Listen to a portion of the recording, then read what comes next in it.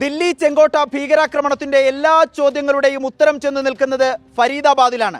എന്താണ് white collar terror module? എന്താണ് അവരുടെ പ്രവർത്തന രീതി? എവിടെയായിരുന്നു ഒളിയിടം? ഇത് അന്വേഷിച്ചുള്ള ഒരു യാത്രയിലാണ് റിപ്പോർട്ടർ സംഘം ഇപ്പോൾ ഫരീദാബാദിൽ എത്തിച്ചേർന്നിരിക്കുന്നത്. വരൂ നോക്കാം.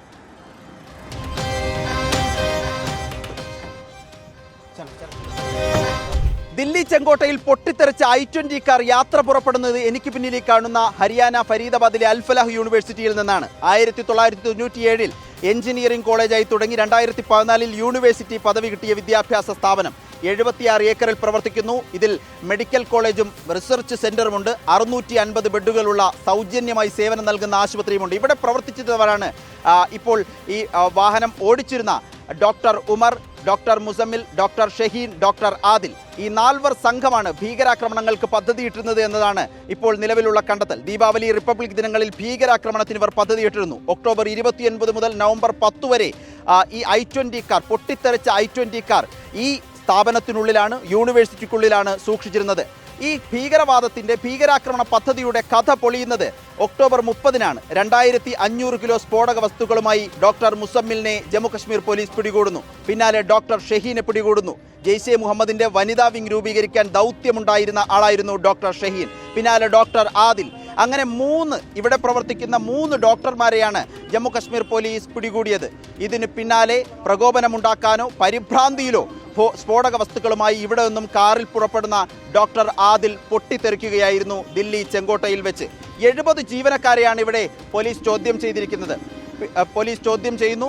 ഇനിയും ഈ വൈറ്റ് കോളർ മൊഡ്യൂൾ എന്ന് വിളിക്കുന്ന ഭീകര ശൃംഖലയിൽ കൂടുതൽ ഡോക്ടർമാർ ഉൾപ്പെട്ടിരിക്കാനുള്ള സാധ്യത തന്നെയാണ് കാണുന്നത്.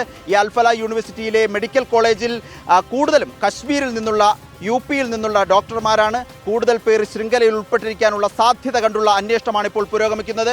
ഇവിടെ പ്രവർത്തിച്ചിരുന്നവർ തൊട്ടടുത്ത സ്ഥലങ്ങളിലാണ് താമസിക്കുകയും ഇവിടെ അടുത്തു നിന്ന് തന്നെയാണ് ഈ രൂപത്തിൽ വൻതോതിൽ ശേഖരിച്ചു വച്ചിരുന്ന സ്ഫോടക വസ്തുക്കൾ പോലീസ് പിടികൂടുകയും ചെയ്തത്. ആ ഭാഗങ്ങൾ കൂടി നമുക്ക് കാണാം. ഫരീദാബാദിലെ ധൗജ് എന്ന ഗ്രാമത്തിലാണ് റിപ്പോർട്ടർ സംഘമുള്ളത്. എനിക്ക് പിന്നിൽ കുറച്ച് മുറികൾ കാണാം. ഇതിലെ 15-ാം നമ്പർ മുറിയിലാണ് ഡോക്ടർ മുസമ്മിൽ താമസിച്ചിരുന്നത്. ഇവിടെ നിന്ന് അൽഫലാഹ് യൂണിവേഴ്സിറ്റിയിലേക്ക് കിലോമീറ്ററുകൾ മാത്രമാണ് ദൂരമുള്ളത്, ചെറിയ ദൂരമേ ഉള്ളൂ. ഇവിടെ നിന്നാണ് ജമ്മു കാശ്മീർ പോലീസ് മുസമ്മിലിനെ പിടികൂടുന്നത്. ആ സമയം 350 കിലോഗ്രാം സ്ഫോടക വസ്തുക്കൾ ഈ 15-ാം നമ്പർ മുറിയിൽ ഉണ്ടായിരുന്നു എന്നുള്ളതാണ് പോലീസ് അറിയിച്ചിരിക്കുന്നത്. ഇതിന് പിന്നാലെയാണ് കൂടുതൽ അമോണിയം നൈട്രേറ്റ് അടക്കമുള്ള സ്ഫോടക വസ്തുക്കൾ മറ്റൊരു സ്ഥലത്ത് സൂക്ഷിച്ചിട്ടുണ്ട് എന്നറിയുകയും അവിടെ പോലീസ് തെരച്ചിൽ നടത്തുകയും ചെയ്തത്.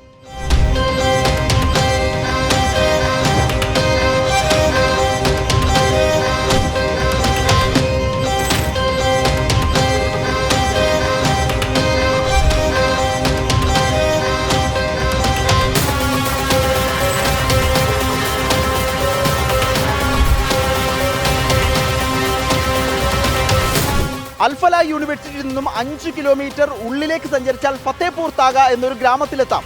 ആ ഗ്രാമത്തിൻ്റെ ഏറ്റവും അവസാനത്തെ റിപ്പോർട്ടർ TV സംഘം നിൽക്കുന്നത്. ഒരു വശത്ത് കാലികളെ കെട്ടിയിരിക്കുന്നു. പോത്തും എരുമകളും കുട്ടികളുമൊക്കെയുണ്ട്. അതിന് സമീപത്ത് തന്നെയുള്ള ഒരു വഴിയാണ് ഈ കാണുന്നത്. ഏറ്റവും അവസാനത്തെ ഭാഗം. ഇത് കഴിഞ്ഞാൽ ഒരു വിശാലമായ പാടത്തിലേക്കാണ് ഈ റോഡ് എത്തുന്നത്. ഇവിടെ ട്രാക്ടർ പോയ വഴിയാണ് നമ്മൾ ഈ കാണുന്നത്. ഇതിൻ്റെ അവസാന ഭാഗത്ത് 2 വീടുകൾ. ആ 2 വീടുകളും എതിർവശങ്ങളിലാണ് ഇരിക്കുന്നത്. അതിലൊരു വീട് നമുക്ക് കാണാം. ഒരു വീട് ഇവിടെ പൂട്ടിയിട്ടിരിക്കുകയാണ്.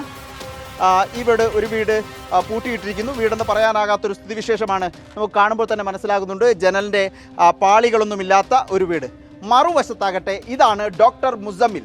ഈ ഭീകരപ്രവർത്തനങ്ങളുടെ ബുദ്ധി കേന്ദ്രം എന്ന് അന്വേഷണ സംഘം കണ്ടെത്തിയിരിക്കുന്ന ഡോക്ടർ മുസമ്മിൽ താമസിച്ചിരുന്ന ഒളിയിടമായിരുന്ന ഇതിനുള്ളിൽ നിന്നാണ് 2500-ലധികം കിലോ സ്ഫോടക വസ്തുക്കൾ അന്വേഷണ സംഘം പിടികൂടുന്നത്. ഇതിൻ്റെ മുൻവശത്തെ വാതിൽ താഴിട്ട് പൂട്ടിയിരിക്കുന്ന നമുക്ക് കാണാൻ കഴിയും. അകത്തേക്ക് കയറിയാലാണ് ഒളിയിടമായിരുന്നു ഇത് എന്നത് ഇതിനോടകം തന്നെ വ്യക്തമായിരിക്കുന്നു.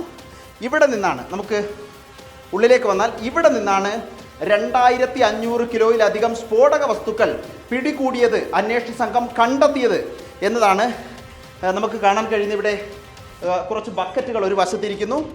പുറത്തേക്ക് പോയാൽ മറ്റ് ചില കാഴ്ചകൾ കൂടി കാണാനാകും. ഇത് ഒരു റൂമാണ്. ഇവിടെ ഒരു കിടക്ക ഇട്ടിരിക്കുന്നു, ഒരു കട്ടിൽ ഇവിടെ ഉണ്ട്. ഇവിടെയാണ് ഒളിച്ചു താമസിച്ചത് ഡോക്ടർ മുസമ്മിൽ എന്നതാണ്. മുസമ്മിലിൻ്റെ സംഘം വൈറ്റ് കോളർ ടെറർ മൊഡ്യൂൾ എന്നാണ് അന്വേഷണ സംഘം ഇവരെ വിളിക്കുന്നത്. അത്രയ്ക്കും ഡോക്ടർമാരടങ്ങുന്ന നാൽവർ സംഘമാണ് ഇവിടെ പ്രവർത്തിച്ചിരുന്നത്, ഈ ഭീകര സംഘത്തിൽ പ്രവർത്തിച്ചിരുന്നത്. ഇവിടെ ഒരു വീപ്പ കാണുന്നു, അതിനുള്ളിൽ ഗോതമ്പാണുള്ളത്, ഗോതമ്പ് സൂക്ഷിച്ചിരിക്കുന്നു. ഏതായാലും ഇത് ചെറിയ വിലയ്ക്ക് ഗ്രാമത്തിൽ ആരും പെട്ടെന്ന് ശ്രദ്ധിക്കാത്ത രൂപത്തിൽ ഇവരിവിടെ താമസിച്ചിരുന്നു എന്നുള്ളതാണ്. ഇവിടെ ഒരു കട്ടിൽ നമുക്ക് കാണാൻ കഴിയുന്നുണ്ട്. ഇവിടെ ഒരു അടുപ്പാണിത്, അടുപ്പ് സാധനങ്ങളൊക്കെ ഉണ്ടാക്കി കഴിച്ചു എന്ന രൂപത്തിൽ ചാമ്പൽ മറ്റും നമ്മളിവിടെ കാണുന്നുണ്ട്. ഏതായാലും ഭീകരർ ഒളിച്ച് താമസിച്ചൊരു കക്കൂസ് ഒരു വശത്ത് കാണാൻ കഴിയും. ഇത് ഭീകരർ ഒളിച്ച് താമസിച്ച സ്ഥലമാണ്. മുസമ്മിൽ മാത്രമായിരുന്നില്ല, മുസമ്മിലിനൊപ്പം ഈ സംഘത്തിൽ ഇപ്പോൾ ചെങ്കോട്ടയിൽ പൊട്ടിത്തെറിച്ച ഡോക്ടർ ഉമർ, ഒപ്പം ഡോക്ടർ ആദിൽ, ഡോക്ടർ ഷഹീൻ വനിതാ വിങ്ങിൻ്റെ ചുമതലയുണ്ടായിരുന്ന, ജെയ്ഷെ മുഹമ്മദിൻ്റെ ദൗത്യമുണ്ടായിരുന്ന വനിതാ ഡോക്ടറാണ് എന്നുള്ളതാണ് അറിഞ്ഞിരുന്നത്. ഏതായാലും നമ്മൾ ഈ വീടിൻ്റെ മുകൾ ഭാഗത്തേക്ക് എത്തിയിരിക്കുന്നു. മുകൾ ഭാഗത്തേക്ക് ഒരു വശത്തേക്ക് നോക്കിയാൽ തന്നെ നമുക്ക് മനസ്സിലാകുന്നുണ്ട്, ഒരു വശം നീണ്ടു വിശാലമായി കിടക്കുന്ന ഒരു പാടമാണ്. പാടം ഇപ്പോൾ ഉഴുതിട്ടിരിക്കുന്നു. ഈ പാടം ഇതിൻ്റെ ഒരു ഭൂപ്രകൃതി തന്നെ നമുക്ക് മനസ്സിലാക്കാൻ കഴിയുന്നുണ്ട്. ഈ വീട് ഏറ്റവും അവസാനത്തെ ഭാഗത്താണ് ഇരിക്കുന്നത്. ഈ ഗ്രാമത്തിലെ ഏറ്റവും അവസാനത്തെ ഭാഗത്ത്, ആരും ശ്രദ്ധിക്കാത്തൊരു ഭാഗത്താണ് ഈ വീടിരിക്കുന്നത്. അതുകൊണ്ട് തന്നെയാണ് ഇവർ ഇതൊരു ഒളിയിടമായി സൂക്ഷിച്ചിരുന്നത്. ഇത്രയും 2500 കിലോയിലധികം ഭീകര വസ്തുക്കൾ, സ്ഫോടക വസ്തുക്കൾ സൂക്ഷിക്കാനുള്ള ഒരു സ്ഥലമായി, ശേഖരിച്ചു വെക്കാനുള്ള ഒരു സ്ഥലമായി ഇതിനെ കാണുകയും ചെയ്തിരുന്നത്. ഏതായാലും ഇവിടെ നിന്നാണ് ഈ ഭീകര സംഘത്തിൻ്റെ തന്ത്രങ്ങൾ ദീപാവലിക്കും റിപ്പബ്ലിക് ദിനത്തിലുമൊക്കെ പൊട്ടിക്കാൻ, സ്ഫോടനങ്ങൾ ഉണ്ടാക്കാൻ. അത് കട്ട് ചെയ്തിട്ട് ഒന്ന് കട്ട് ചെയ്യണ്ട, ഞാൻ പറഞ്ഞു.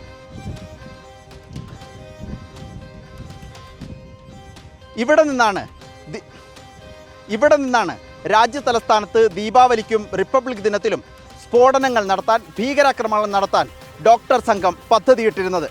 ഹരിയാനയിലെ ഫരീദാബാദിൽ നിന്നും വീഡിയോ ജേർണലിസ്റ്റ് നവാസിനൊപ്പം റിപ്പോർട്ടർ ആദിൽ പാലോടിൻ, റിപ്പോർട്ടർ, ദില്ലി.